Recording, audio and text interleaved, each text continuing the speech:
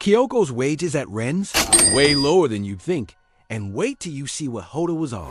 Rangers? Hit by a crushing injury blow right before the Bilbao decider. But off the pitch, it's heating up too. The 49ers are in talks to land a 23-year-old goal machine for free. And the world press calling Rangers heroes, while others are saying Ibrox is sending sheep to hell. It's madness, and you'll want every detail. And don't forget, we're closing in on 1,000 subscribers. Once we hit that mark, we're giving away a shirt of your favorite SPFL team to one lucky subscriber. So hit that subscribe button, drop your team in the comments, and let's dive in. Right then, let's talk Kyogo, the man who lit up the pitch at Parkhead, pinning in goals like it was child's play, now seemingly lost in the shuffle at Rennes. A £10 million move to France back in January, and since then, barely a cameo. Just 113 minutes of football. That's less game time than your nan spent looking for the remote under the sofa. He started just 1 out of 5 matches, and hasn't even managed to find the net yet. That'd be disappointing for a young player. Never mind a seasoned striker who was once the golden boy of Celtic's front line. To make things spicier, his arrival wasn't even greenlit by the then-manager Jorge Sampaoli, who was shown the door just days after Kyogo walked in. Ouch!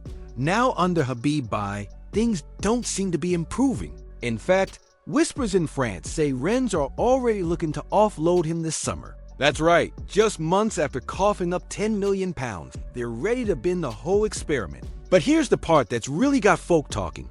His salary.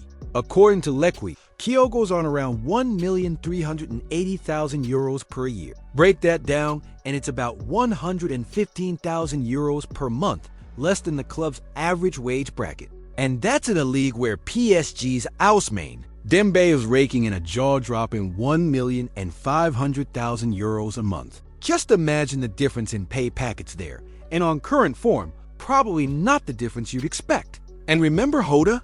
He swung back to Celtic for a bit, but during his brief detour at Rennes, he was bagging a hefty €180,000 per month. Makes Kyogo's wage look like loose change in comparison. Did Kyogo jump ship too soon? And has he traded adoration at Celtic for obscurity in France?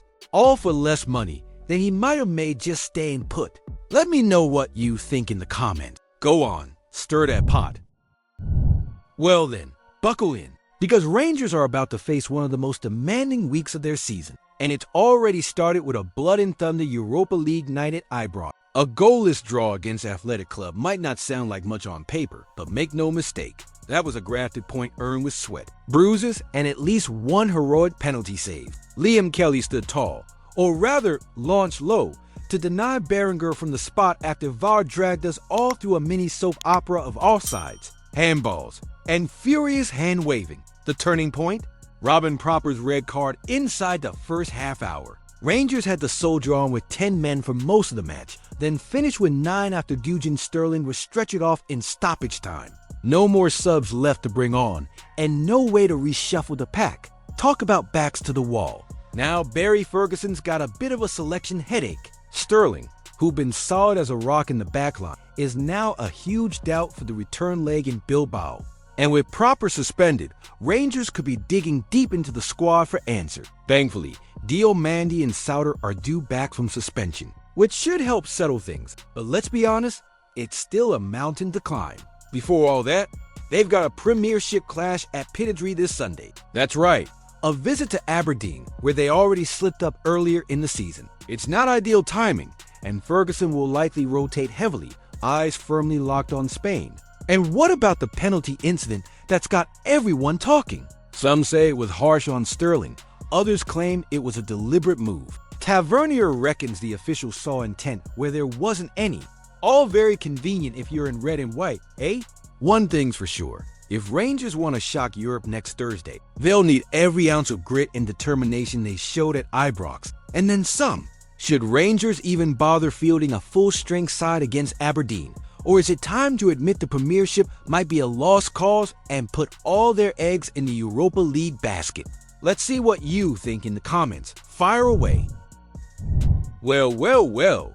Rangers fans barely have time to catch their breath, and now there's transfer talk heating up quicker than a chippy fryer on Derby Day. while Barry Ferguson's squad is still picking bits of Ibrox turf out of their kits after that hard-earned 0-0 draw with 10 men.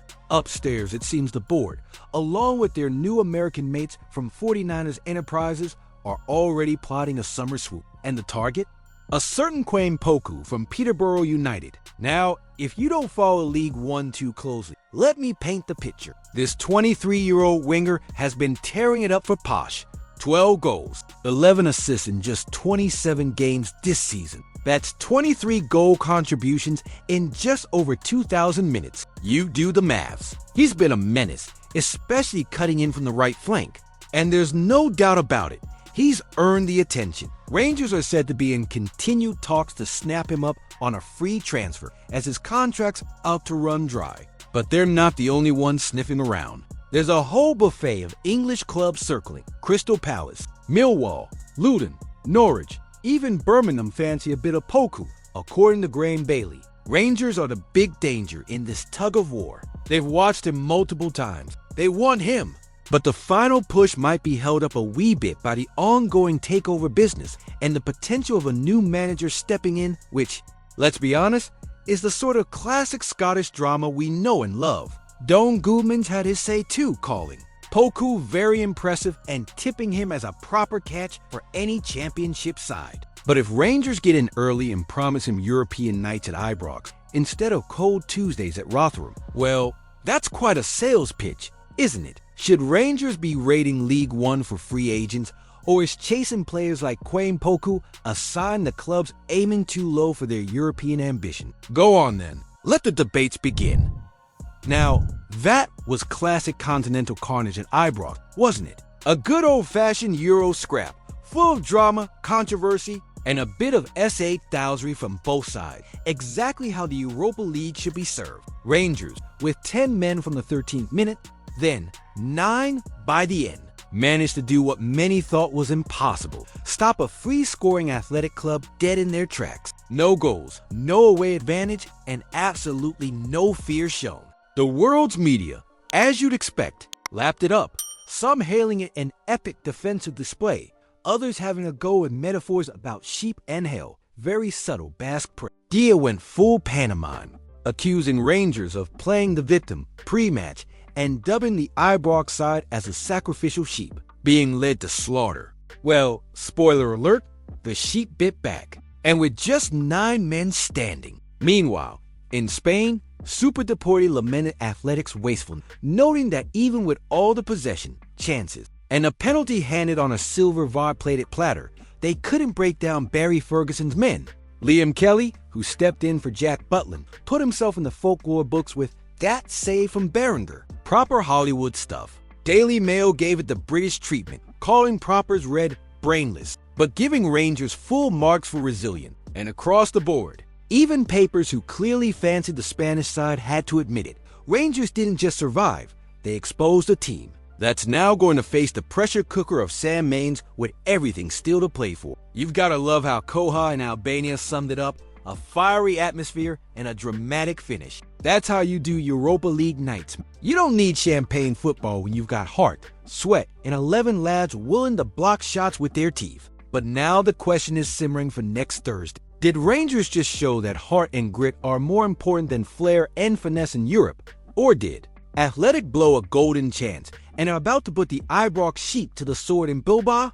Let me know what you think below. And don't hold back. And don't forget, we're closing in on 1,000 subscribers. Once we hit that mark, we're giving away a shirt of your favorite SPFL team to one lucky subscriber. So hit that subscribe button, drop your team in the comments, comment below what you think about the news. Don't forget to leave a like on the video. I post videos every day talking about our Scottish football. See you soon.